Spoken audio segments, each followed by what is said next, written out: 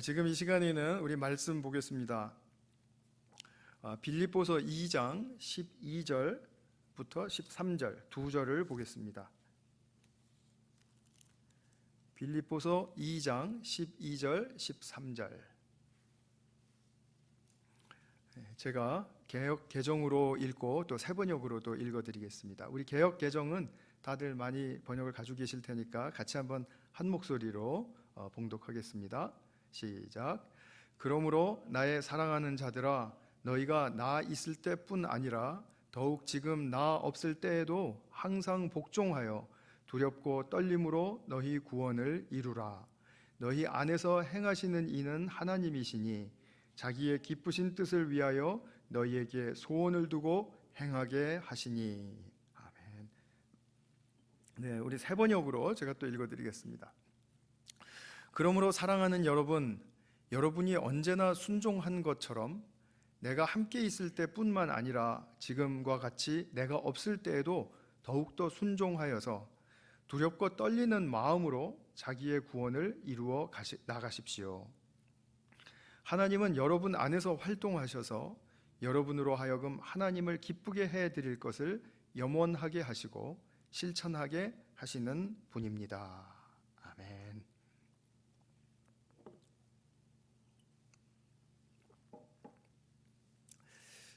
사람이 이제 타락한 후에 가지게 된 성향이 많이 있는데요.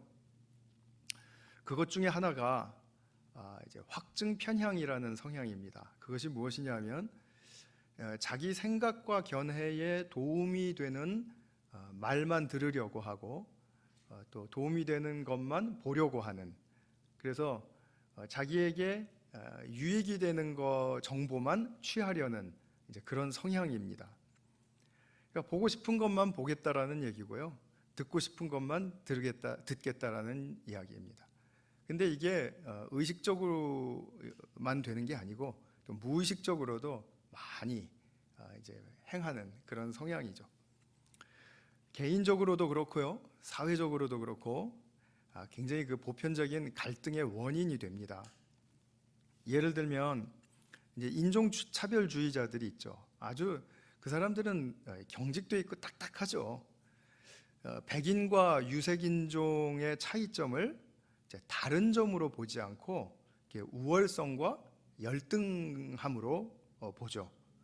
그래서 그 사람들에게는 유색인종이 뭐 어느 경우에 좀 잘못하거나 아니면 실수를 하면 그는 대번 그들에게는 저 열등한 인종 이렇게 치부가 되는 거죠. 그런데 또 뭐 굉장히 또 뭐 뛰어난 부분도 있단 말입니다. 유색인종이 뭐 예를 들어서 우리나라 사람들 또 중국 사람들 수학을 잘한다고요. 그러면 수학을 잘하는 그 이제 정보를 얻으면 그러면 이렇게 얘기할 수 있겠죠. 아이고, 어렸을 때부터 수학 공장에 집어넣어 가지고 그냥 뭐 달달달달 외계하고 풀게 하더니 뭐 저렇게 해가지고 도대체 뭐가 되겠다는 거야. 이런 식으로 그 반대되는 정보는 그 의미를 깎아내리거나 무시하는 거죠. 사회에서 거의 모든 진영 싸움은 자기 방식과 자기 철학이 옳음을 증명하기 위해서 편향적으로 증거들을 많이 수집합니다. 정말 많이 수집합니다. 그러면서 그 상대편의 가치를 이제 자꾸 왜곡시키죠. 이제 틀린 것들, 삐뚤어진 것들, 못된 것들, 뭐 이러면서요. 그러니까 새로운 정보가 생겨도 자기 생각을 고치려고 하지 않고 자기 기존의 신념에 매달리려고 하는 거, 이것을 확증 편향의 오류다. 뭐 말은 조금 어렵지만 사회에서 많이 쓰는 말이니까 좀 익혀두시면 좋을 것 같습니다. 때로는 학문 세계에서도 뭐 이루 말할 수 없죠. 우리 교회 이제 학문에 종사하시는 우리 여러분들이 많이 계시는데 학문 세계에서도 그렇지 않습니까? 상대가 나를 공격하면 나는 내 것을 지키기 위해서 내게 필요한 정보들을 많이 입수해서 그걸 이제 정리해서 발표하거나 하는 그런 일들이죠. 뭐 여러 가지가 많습니다. 그런데 이런 확증 편향은 신앙 속에서도 일어납니다. 신앙의 세계 속에서도 똑같습니다. 어떤 교리나 또는 가르침의 그 부분적인 것에 딱 은혜 받고 확신을 가지게 되면 계속 그 확신을 남에게도 이제 확증시키려고 해요. 근데 이제 그 남에게 확증시키는 과정 중에서 이제 정보가 필요하고 데이터가 필요하니까 이제 그런 쪽으로만 이제 데이터를 수집하게 되는 거죠. 그러면서 내가 평생 동안 이 데이터를 수집하느라고 얼마나 힘들었는 줄 아느냐, 뭐 이렇게 말할 수 있겠죠. 이런 사람이 있습니다. 예를 들면 몇 날 몇 시에 구원받는지 모르면 구원받은 거 아니다, 이렇게 말하는 이제 원수들을 만나게 되는데, 그들은 성경을 보아도 이 사람이 언제 구원을 받았을까? 아브라함은 언제 구원받았지? 야곱은 언제 구원받았을까? 이런 눈으로만 계속해서 보다가 여기서 하나님이 그를 건져주셨다라든지 하나님이 그와 함께 해주시며 뭐 더욱 풍성하게 하셨다라든지 뭐 이런 말이 나오면은 이때 구원받았구나, 그때까지는 지멋대로 살다가 이때 구원을 받았구나 하는 그런 눈으로만 계속해서 성경을 보려고 하니까 확증 편향이 생기는 거죠. 확증 편향의 오류입니다. 왜 제가 서두에서 이런 말을 길게 이야기하냐면, 사실 이건 더 많은 예와 더 정말 풍성한 그런 그 사례들이 많이 있는데요. 왜 이걸 제가 이렇게 길게 얘기하냐 하면, 이러한 성향 속에서는 관점이 변화되지 않기 때문입니다. 자기 관점만 강화될 뿐입니다. 근데 자기 관점이 강화되고 막 더 내가 이렇게 데이터를 들이대서 사람들에게 말하면 내 말을 더 들어주고 이렇게 하면은 자기가 그 분야에서 성숙했다고 생각을 하는 거예요. 착각이죠.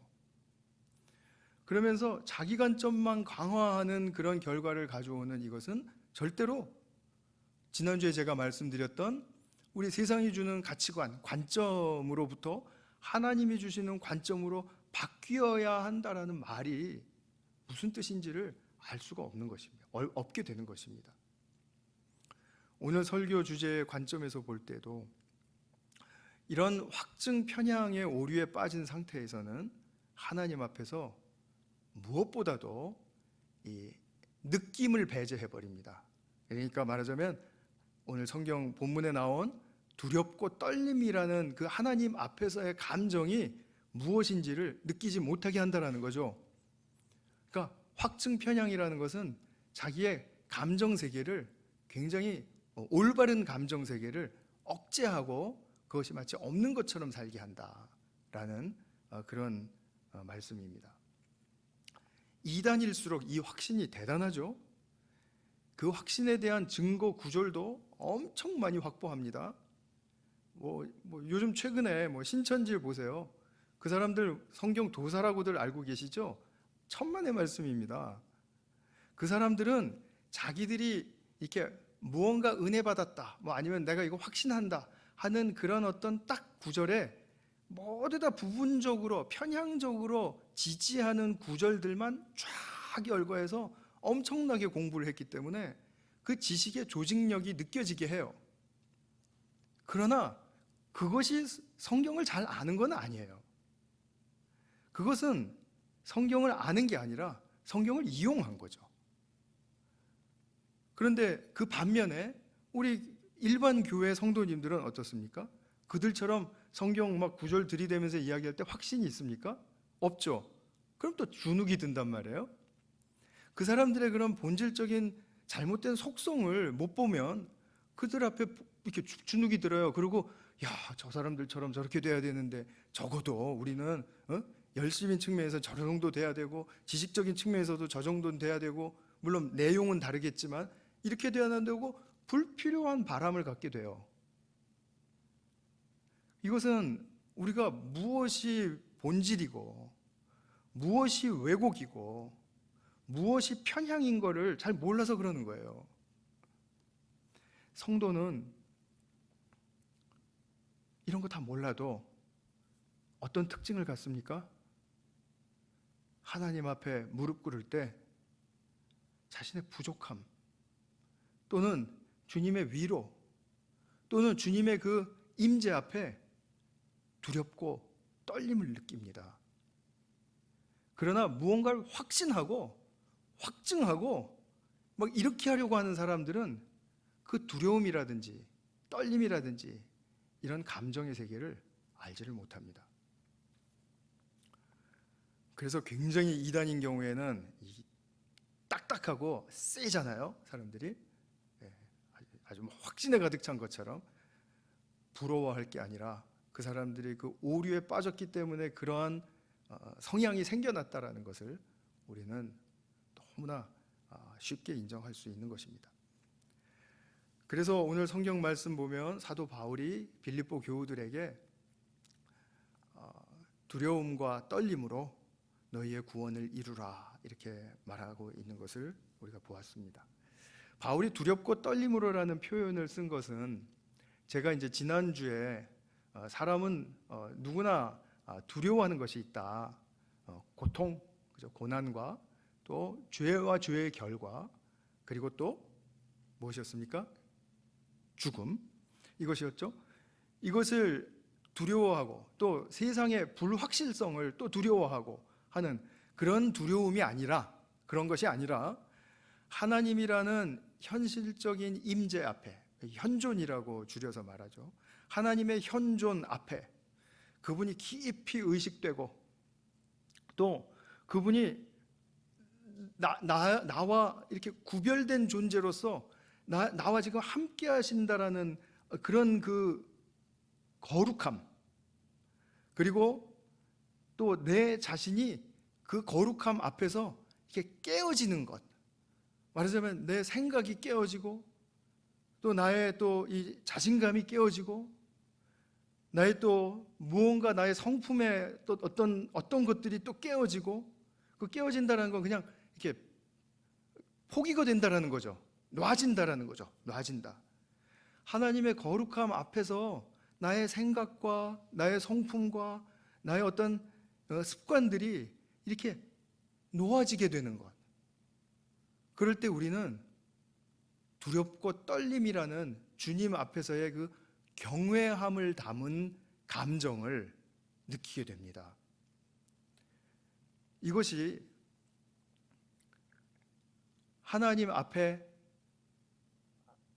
바로 선 성도라면, 항상은 아니겠지만, 그죠? 우리가 기도할 때마다 항상은 아니겠지만 정말 내가 때때로 이러한 것들을 경험하게 되는 거죠. 그러니까 무엇입니까? 두렵고 떨림이라는 것은 하나님에 대한 나의 태도가 변화하는 것을 이야기해요. 하나님에 대한 나의 태도가 변화되는 것입니다. 그것이 두렵고 떨림입니다.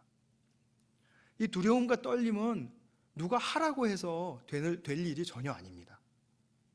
내가 하고 싶다고 해서 되는 것도 아닙니다.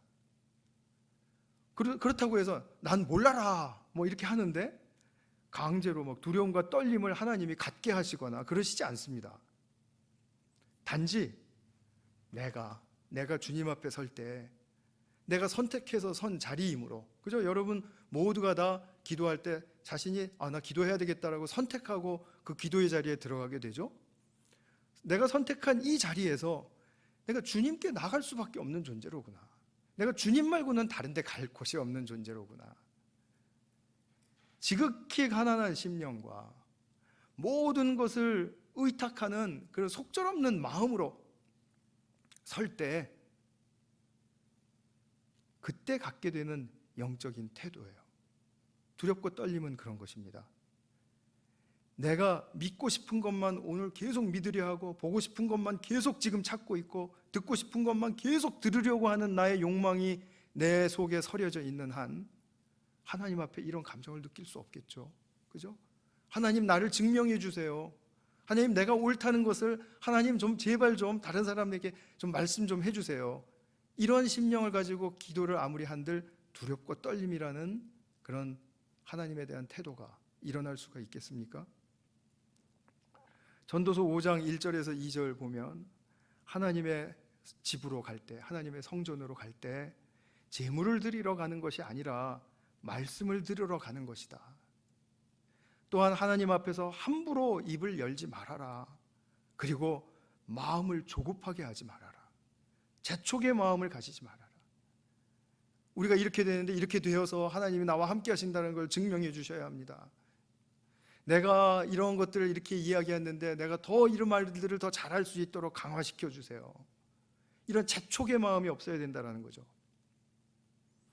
그래서 전도서 5장 이어서 보면 7절의 말씀에 꿈이 많아도 헛된 것이 많고 말이 많아도 헛된 것이 많다.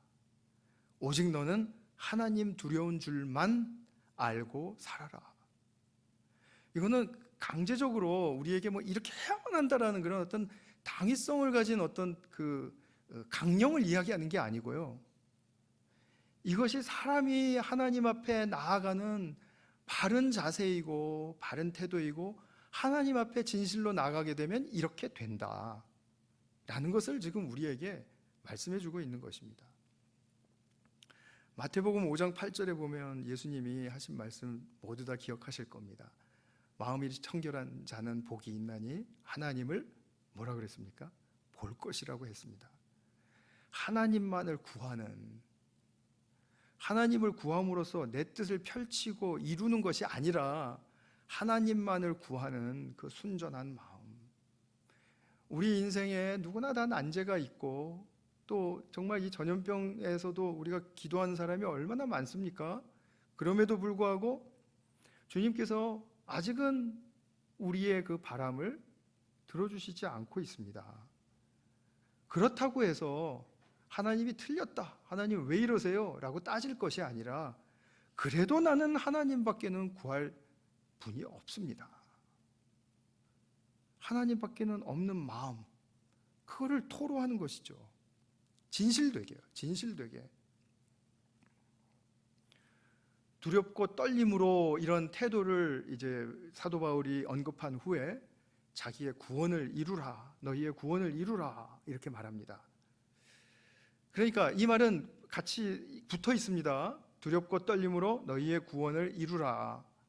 그러면 두렵고 떨림이라는 그 태도는 우리의 그 구원을 이루는데 매우 적절하다는 맥락을 딱 가진 말임을 분명하게 아실 수가 있겠죠.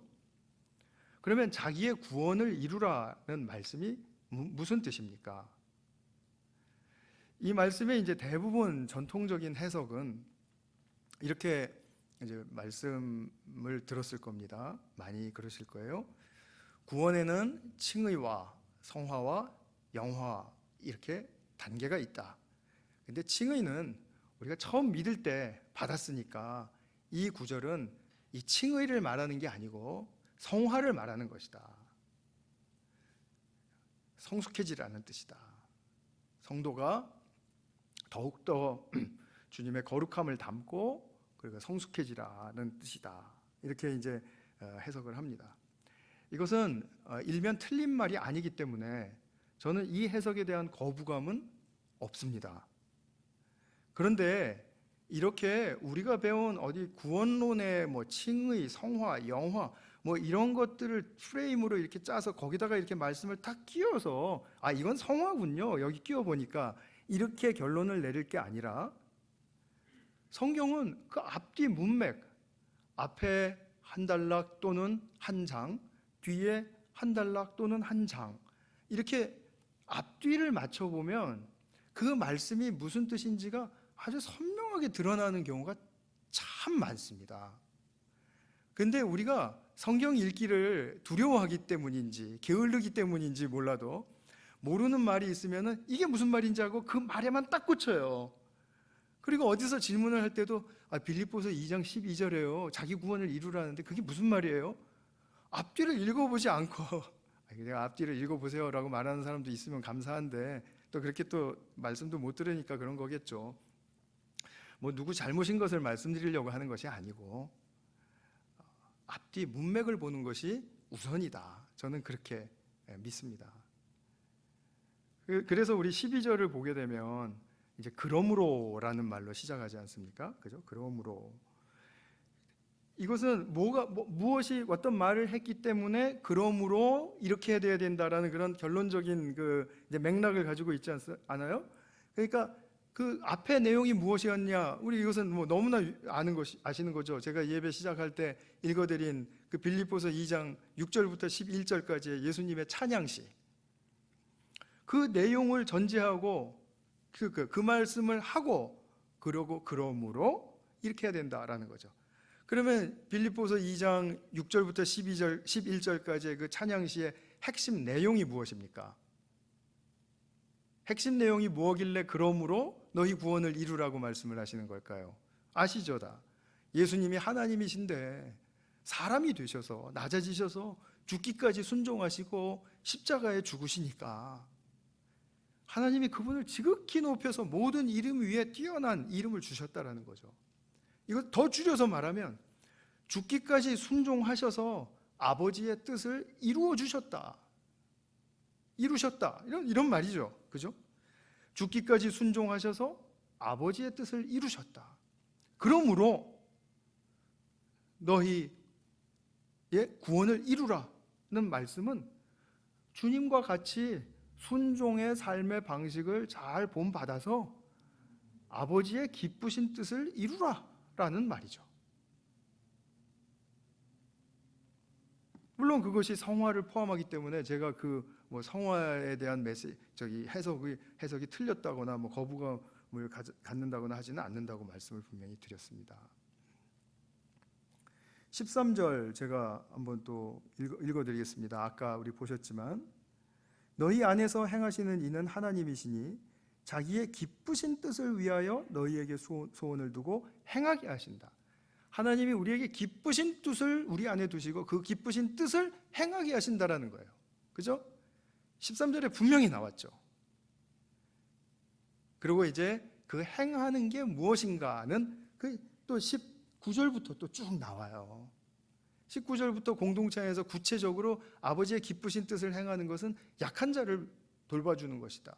또 지금 사역하고 있었던 그 디모데와 에바브로디도가 이제 그 빌립보 교회를 이제 방문하고 할 텐데 그때 정말 이 사람들도 정말 나약한 사람들이니까 잘 돌봐주고 또 이렇게 잘 섬겨라. 그것이 아버지의 기쁘신 뜻을 행하는 것이라고 그게 구체적으로 지금 설명까지 나가게 돼요. 그러니까 자기의 구원을 이루라는 말을 개인주의적인 그런 관점에서 보면 나의 구원, 내가 착해지고 내가 거룩해지고 내가 더 나아지는 존재가 되는, 그래서 내가 성화되고 그래서 결국은 영화로 이른다는 그런 구원론을 펼치는 것은 틀렸다고는 볼 수 없지만 본문에서 가리키는 것은 아버지의 기쁘신 뜻을 알고 소망하고 이루는 것, 그것이 자기의 구원을 이루는 것이다라는 것을 우리는 분명하게 그 개념을 여기서 잡아낼 수가 있는데, 그런데 이것이 우리에게 너무 생소하게 들린다면 여태까지 우리는 지금 들었던 것만 계속 들어왔던 것이죠. 확증 편향 가능성이 있는 문제이죠. 굳이 구원론이라는 신학 이론에 끼워 맞추지 않아도, 또는 자기 구원을 이루라는 말을 자기 성찰을 하고 내면의 심리를 고치고 또 성품을 연단하고 하는 그런 것에만 꽂혀서 생각하지 않아도, 그죠? 그런 걸 통해서 이렇게 풀어가려고 하지 않아도 지금 바울이 말씀한 앞뒤 구절만 잘 살피면 분명한 뜻을 알 수 있기 때문에, 혹시 전통적인 구원론에 기초한 해석을 따르는 분들이 있다면 따르시되 오늘 제가 드리는 관점도 깊이 참고해 주시기 바랍니다.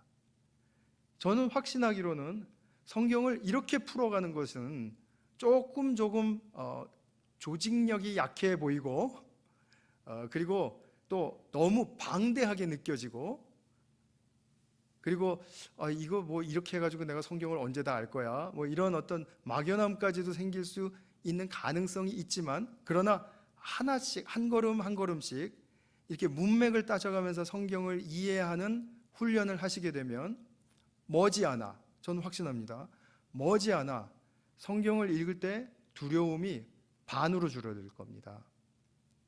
그리고 성경을 읽을 때 내가 나에게 주시는 하나님의 말씀이 무엇인지를 더욱더 선명하게 남에게 물어보지 않아도, 또 참고서적 찾아보지 않아도 어떤 때는 성경 한 권만 가지고서도 물론 우리가 참고서적 많이 찾아봐야 될 때가 많지만 성경은 어려우니까요. 그러나 내 묵상 속에서는 그렇게 말씀을 훈련하는 것이 훨씬 더 말씀에 합당한 존재로 우리를 이끌어간다라는 것에 저는 의심하지 않습니다. 가장 좋은 방법이라고 저는 생각합니다. 그러면 하나님은 기쁘신 뜻을 어떻게 이루시죠? 우리를 통해서 어떻게 이루십니까? 13절에 아까 제가 조금 전에도 말씀 읽어드렸듯이 보셨죠? 하나님께서 우리의 내면에 활동하신다라는 거예요. 너희 안에, 그죠?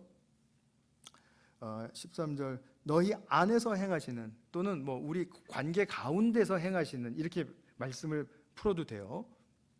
공동체를 염두에 두고 하는 말씀이니까. 이게 꼭 개인적인 그런 관점에서 빌립보서가 쓰여지지 않았다는 것은 너무나 자명한 사실입니다. 그렇기 때문에 내 안에서 막 이렇게 할 게 아니라 우리 안에서, 우리 관계 안에서, 우리 공동체에 이렇게 진행하고 또 역사하고 하는 그런 모든 그런 일들 가운데서 어떻게 하시냐 하면 기쁘신 뜻을, 뭐라 그랬죠? 저도 잊어버렸네요. 기쁘신 뜻을 위하여 우리에게 소원을 두고 행하게 하신답니다. 말하자면 하나님의 기쁘신 뜻을 우리가 알았기 때문에 그 알게 된 그 뜻을 너무 소중하게 여기고, 그리고 그 뜻을 막 행하고 싶어진다라는 거죠. 내가 이렇게 살고 싶어진다라는 거죠. 그것이 지금 말씀이 주는 생명의 힘이에요. 그래서 하나님께서 우리의 내면에 활동하시고, 또 우리 이 세번역에 보면 활동하신다라는 말로 합니다. 활동하셔서 우리가 아버지의 뜻을 알고 그것을 바라게 하고 그리고 행하게 한다. 이게 하나님의 방법이시다. 하나님의 방법이세요. 사도 바울의 아주 놀라운 통찰이죠. 가만히 저도 어저께 밤에 또 이제 설교 마무리하고 생각해 보니까 사도 바울이 어떻게 이렇게 이거를 선명하게 명쾌하게 깨닫고 우리에게 전했을까 하는 그런 마음이 막 들어오더라고요. 우리와 인격적인 관계를 강압적인 관계로 추락시키시지 않을 뿐만 아니라 주님의 그 뜻을 우리가 알고 이렇게 바라고 막 행하게 하심으로써 더 아버지와 친밀하게 하세요. 그러니까 우리가 이렇게 경험하시지 않습니까? 우리 공동체 안에서도 어떤 성도님이 정말 원하는 그런 것이 있는데 내가 그것을 해주고 싶어요. 그래서 막 해주다 보면은 그 사람과 내가 굉장히 더 친밀해지고 더 가까워지고, 그죠? 또 공감대를 이루고 그렇게 되는 거 아닙니까?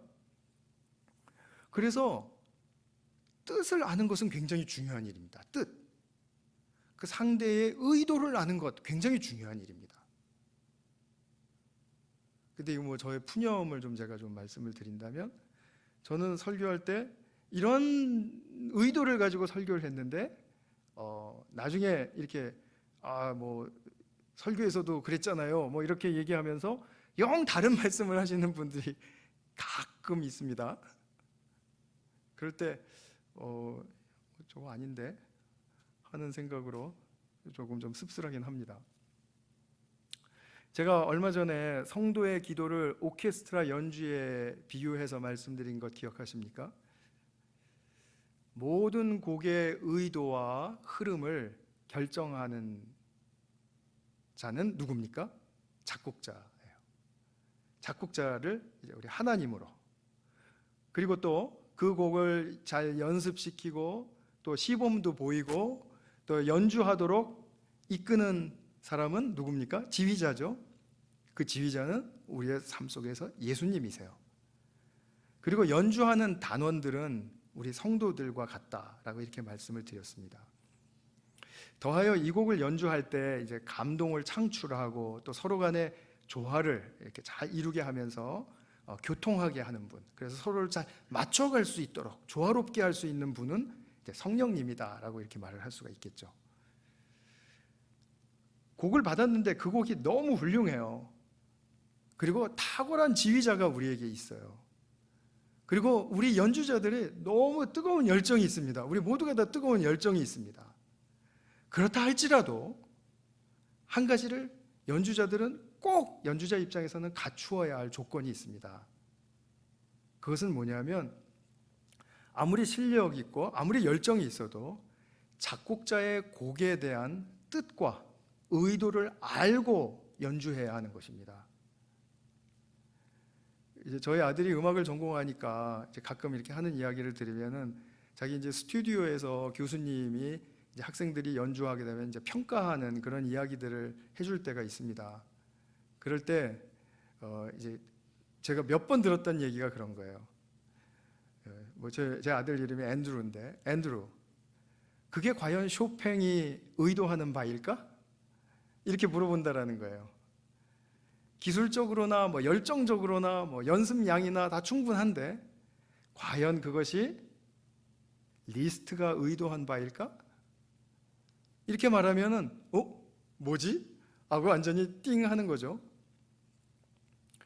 그래서 연주자들은 그 연주의 의미를 알고 연주하는 그것은 열정만 가지고 연주하는 것과는 완전히 판이하게 다른 수준을 드러나게 되는 것이죠. 의미를 모르는, 의도를 파악하지 못한 열정은 오히려 불협이 될 수가 있습니다. 그래서 굉장히 우리가 이 부분은 응용을 많은 부분에 할 수 있을 것 같아요. 이와 같이 하나님의 기쁘신 뜻을 알고 나의 구원의 삶을 살아가는 것은 너무나 중요한 일이라는 거죠. 예수님과 같이 순종하며 사는 것이 바로 구원을 이루는 삶이다. 내가 얼만큼 성화되었을까? 나는 무엇을 고쳐야 할까? 이런 것도 우리가 물론 그 셈에 들어가겠지만 지금 내가 가장 초점을 맞춰야 될 것은 내가 얼만큼 했고 내가 얼만큼 되었냐가 문제가 아니라 내가 지금 주님과 같이 순종하면서 사는 삶을 지금 기꺼이 그분의 뜻을 알고 바람으로 그죠? 소원을 가지고 살고 있는가? 그것이 중요한 포인트라는 겁니다. 이게 말은 너무 쉬운데요. 이걸 또 이렇게 계속 풀어서 말씀드리려고 하니까 굉장히 또 좀 어려움이 느껴지는 것 같아요. 그래서 예수님이 사셨던 그 삶을 우리도 배워서 산다. 그래서 구원을 이루라는 말씀은 내가 받은 개인적 차원의 구원이 덜 돼서 더 이루라는 그런 추상적인 말이 아니고요. 하나님 나라의 완성을 위해서, 하나님 나라의 완성은 이미 하나님의 창조의 뜻 안에 다 들어가 있는 것입니다. 하나님 나라의 완성이라는 것은 공동체적 완성이기 때문에 이것은 공동체적으로 먼저 내가 나의 구원을, 너희 구원을 이루라는 말을 복수인데요, 사실은. 너의 구원이 아니라 너희 구원이거든요. 그러니까 그것은 공동체적으로 더 잘 어울려라. 쉽게 말하면 상대에게 더 친절하게 대해줘라. 그러면 친절하게 대하는 게 답니까? 또 이렇게 반문하는 분들이 있어요. 성경을 너무 모르니까 그런 말을 하는 거긴 하겠죠. 약한 사람들 배려해라. 성경은 창세기부터 계시록까지 하나님이 약한 자의 입장에서 말씀하고 계신다는 것을 우리 자꾸 잊어버립니다. 하나님은 우리 안에서 역사하시며 그 기쁘신 뜻, 하나님 나라의 완성을 위해서 그럼 기쁘신 뜻을 우리에게 알게 하고 소원하게 하시는데 그것 하나하나는 너무나 다 작은 것들이고 섬세한 것들이고 우리의 마음을 담아야 할 아주 소중한 것들이라는 거죠. 그죠? 이것이 그분의 뜻을 중심으로 우리가 하나의 공동체를 이루는 것이고 또 어그러지고 거스르는 그 뒤에 보면은요, 이제 오늘 본문 뒤에 보면 어그러지고 거스르는 그런 세대 가운데서 하나님의 흠없는 자녀로 세상에서 빛들로 나타내는 길이고요. 이것이 바로 태초부터 하나님이 가지셨던 창조의 뜻, 그리고 하나님 나라의 완성이라는 이어져서 이 완성이라는 것에 이르는 그 목적을 회복하고자 하는 것임을 말씀해 주시고 있다라는 것입니다. 그래서 오늘 말씀을 맺겠는데요, 우리가 구원을 말할 때 개인적 구원의 차원만을 생각하는 한계에서 우리가 벗어나야 되겠습니다. 그리고 주님 앞에 설 때 과연 나는 두려움과 떨림이라는 제가 아까 좀 풀어서 설명드린 그런 하나님에 대한 감정 세계가 잘 표현되고 드러나고 있는가, 그건 한번 점검해 보시기를 권면드립니다. 그리고 주님의 순종을 배울 때 정말 나 이렇게 살고 싶다라는 그런 소원을 갖게 되는지, 그것도 한번 점검해 보시기를 권면드립니다. 그래서 마지막으로 날마다 말씀 속에서 우리가 말씀을 펴고 읽고 하는데 그 말씀 속에서 주님의 기쁘신 뜻을 알고 소망하는 그 소망의 힘으로 우리 모두가 정진하실 수 있기를 축원합니다. 우리 같이 한번 기도하겠습니다. 사랑하는 아버지 하나님, 정말 우리가 주님 앞에서 두렵고 떨리는 그런 우리의 하나님에 대한 태도가 정말 잘 드려지고 있는지, 또 나의 구원이 아닌 우리의 구원을 우리가 잘 이루어 나가는데 정말 소원을 가지고 있는지 다시 한번 점검해 보게 됩니다. 사랑하는 주님, 우리가 정말 주님이 우리 안에서 역사하시기 때문에 또 활동하시기 때문에 하나님을 기쁘게 해드릴 것을 우리가 소망하게 되는 그 하나님과의 주파수가 딱 일치하는 그런 복된 삶으로 나아갈 수 있도록 도와주시고 인도하여 주시옵소서. 함께하여 주신 은혜 감사드리며 예수님의 이름으로 기도하였습니다. 아멘.